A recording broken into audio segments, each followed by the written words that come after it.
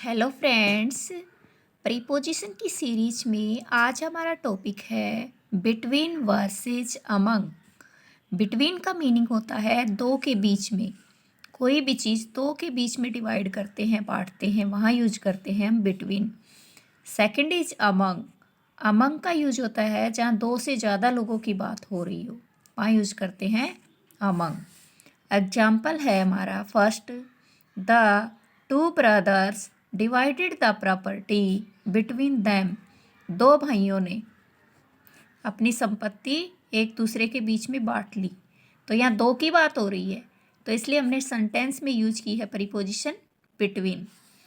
दूसरा एग्जाम्पल है हमारा, the two brothers and their sisters divided the property among themselves. दो भाइयों और उनकी बहनों ने आपस में संपत्ति को बांट लिया। तो यहाँ पे हमने यूज किया अमंग का। जिस तरह यहाँ मान लीजिए प्रॉपर्टी है, या दो से ज़्यादा लोगों की बात हो रही है, तो यहाँ हमने यूज किया अमंग का। ठीक है। अब बिटवीन के लिए हमने कुछ चीज़ों का ध्यान रखना है। जिस तरह बिटवीन के बाद हमेशा प्लूरल फॉर्म आएगी नाउन और प्रोनाउन की।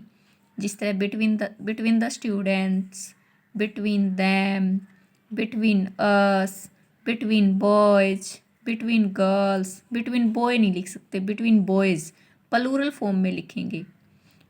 ठीक है, बहुवचन की फॉर्म में लिखेंगे।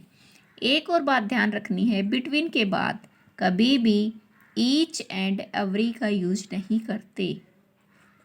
ठीक है, ईच स्टूडेंट लिखेंगे वो भी गलत हो जाएगा, ईच मैन लिखेंगे वो भी गलत हो जाएगा। Thank you.